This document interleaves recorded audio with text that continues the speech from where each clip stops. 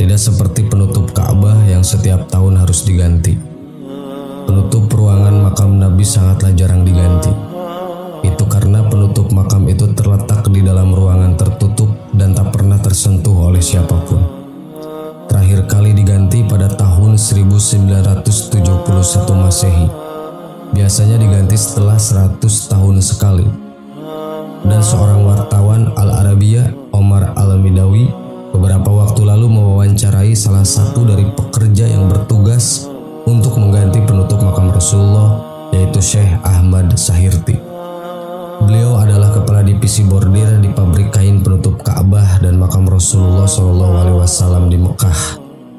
Saat melakukan tanya jawab ini, umur Syekh Ahmad sudah sangat sepuh. Ketika saya memintanya untuk menjelaskan kepada saya tentang ruang makam Nabi, dia tampak bergetar hebat. Dan dia berkata dengan suara samar, "Bagaimana aku bisa mengungkapkan perasaanku saat aku memasuki ruang makam Nabi? Aku tidak mampu, karena itu sudah di luar batas kemampuan aku berbicara. Dan aku tidak pernah berpikir bahwa satu hari aku akan ditanyakan tentang pengalaman ini. Dan aku menjamin bahwa aku tidak akan dapat melakukan atau melalui pengalaman itu lagi. Kami adalah orang pertama yang masuk bersama Sayyidi Habib Al-Syera, salah satu tokoh Al-Madinah Al-Munawwaroh yang merupakan direktur wakaf keagamaan Madinah pada saat itu, dan Habib Maghribi dari manajemen pabrik, dan Abdul Karim Plomban, Nasir Qori, Abdul Ar-Rahim Al-Bukhari, dan lain-lain. Kami berjumlah 13 orang. Aku tidak ingat sebagian besar dari mereka, karena saat ini mereka telah meninggal dunia kembali kepada Allah. Kami didampingi kepala suku Agos atau pemegang dan penjaga makam Nabi turun-menurun. Lihatlah lensa kacamata ini." Dan ia menunjuk ketebalan kacamatanya. "Dan lihatlah berapa banyak rambut putih. Itu semua menunjukkan berapa berat tahun kehidupan yang kubawa. Usiaku meski tidak menghitung, tapi aku pernah mendengar mereka mengatakan bahwa aku lahir pada tahun 1333 Hijriah atau 1917 Masehi. Dan seumur hidupku, aku tidak memiliki kegemaran selain kecintaan pada aroma indah atau parfum. Aku telah menghabiskan jangka waktu yang panjang di tahun-tahun yang tertinggal, berusaha untuk memuaskan nafsu mencium segala keharuman yang ada.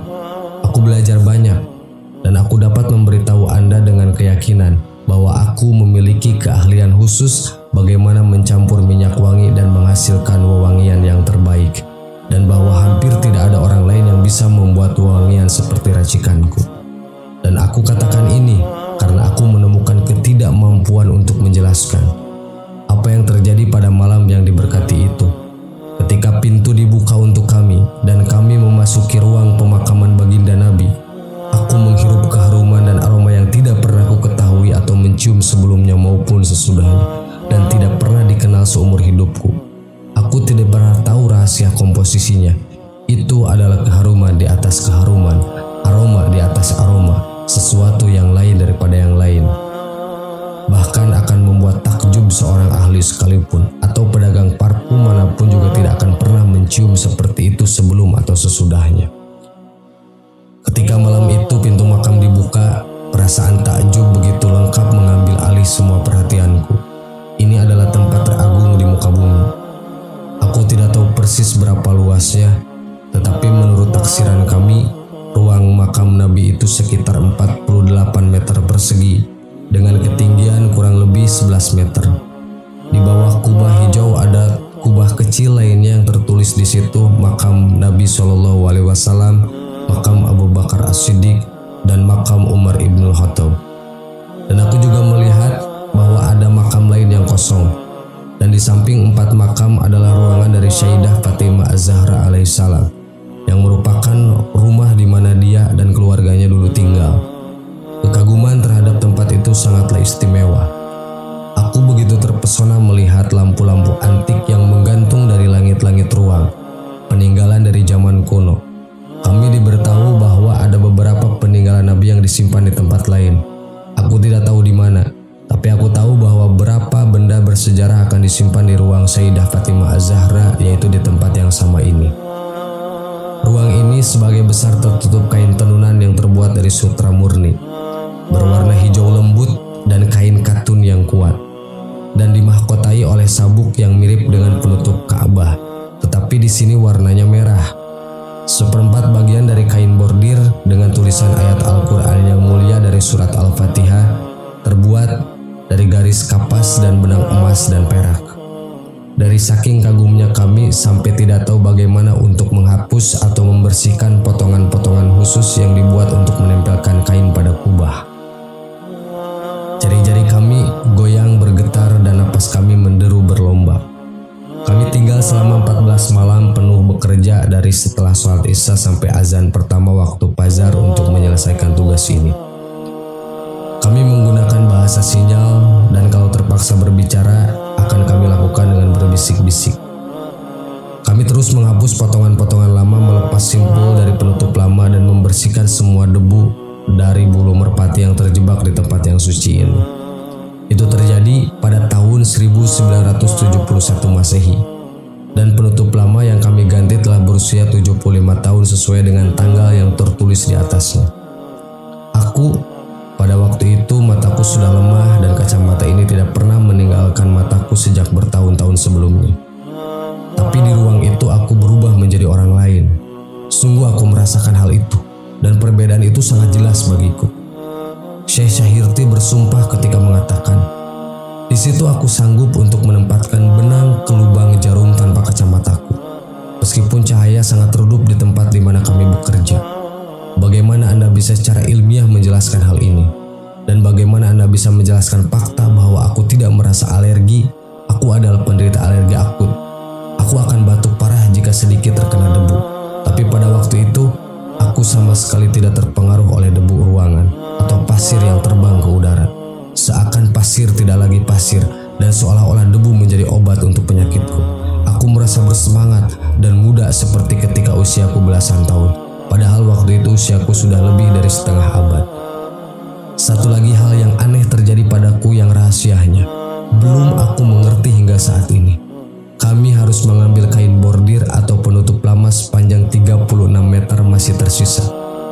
Aku mengatakan kepada mereka untuk melipat dan membungkusnya dan meninggalkannya di situ. Aku pergi ke sana dan meskipun tubuh ini sudah tua dan lemah, tapi aku sanggup memanggulnya di atas bahu ini. Aku pergi keluar dari ruang mulia itu tanpa sedikit pun merasa berat. Tapi setelah itu, mereka datang dengan 5 orang pemuda untuk membawanya dari tempat aku meletakkannya dan mereka tidak bisa membawanya. Syekh Ahmad mulai menangis pelan-pelan dan sambil mendesak. Mereka bertanya, siapa yang membawa karung bungkusan itu keluar? Yang bagi mereka sangat berat dan 5 orang pemuda dan tidak kuat tak sanggup mengangkatnya. Saat ku jawab, aku yang mengangkatnya.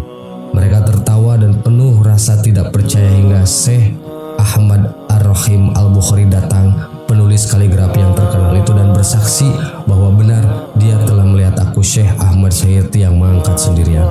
Allahumma sholli ala Sayyidina Muhammad.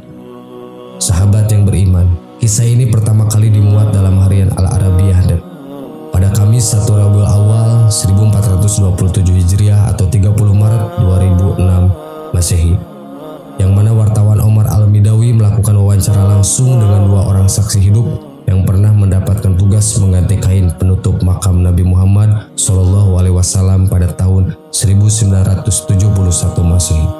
Subhanallah. Wallahu a'lam. Assalamualaikum warahmatullahi wabarakatuh.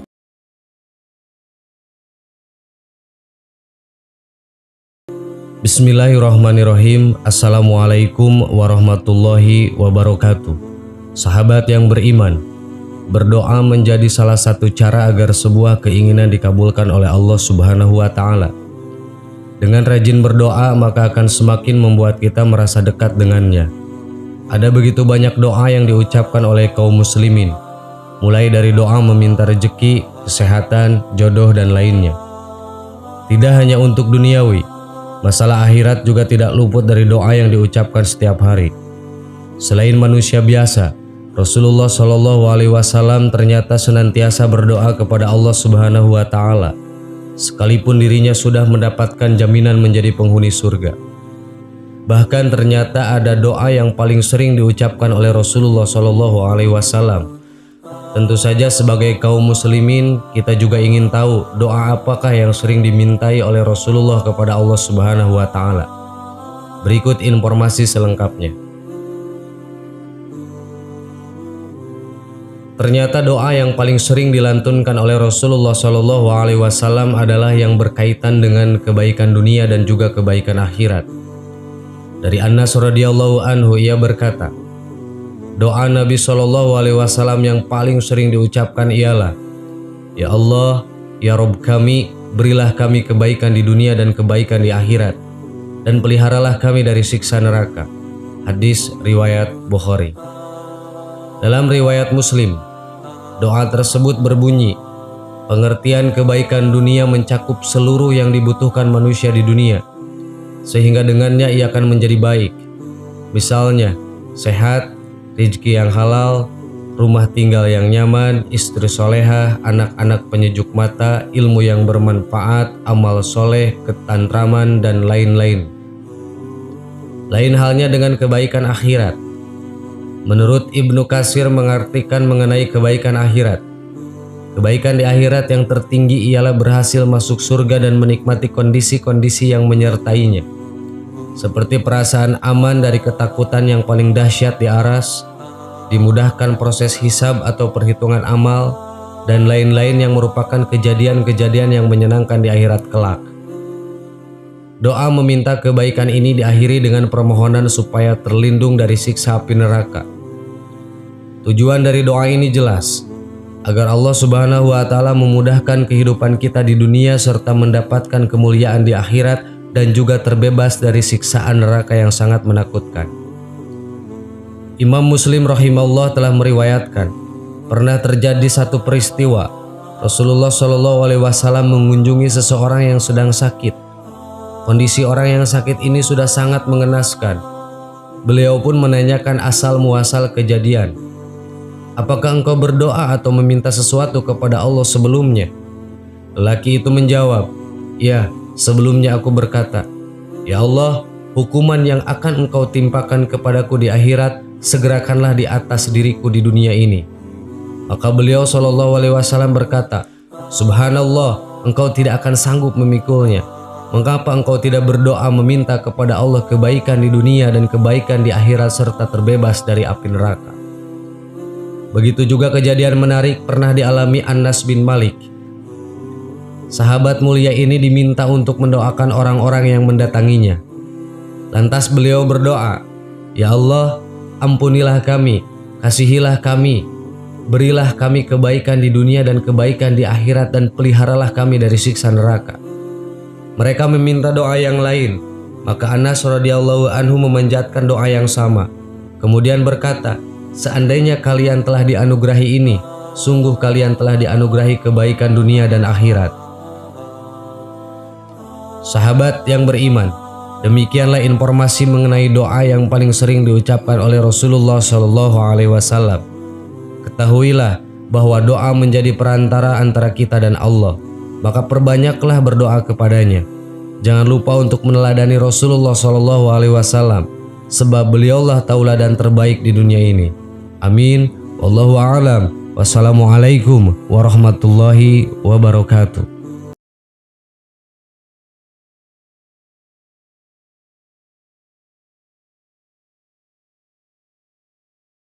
Subhanallah walhamdulillah wa la ilaha illallah wallahu akbar. Subhanallah.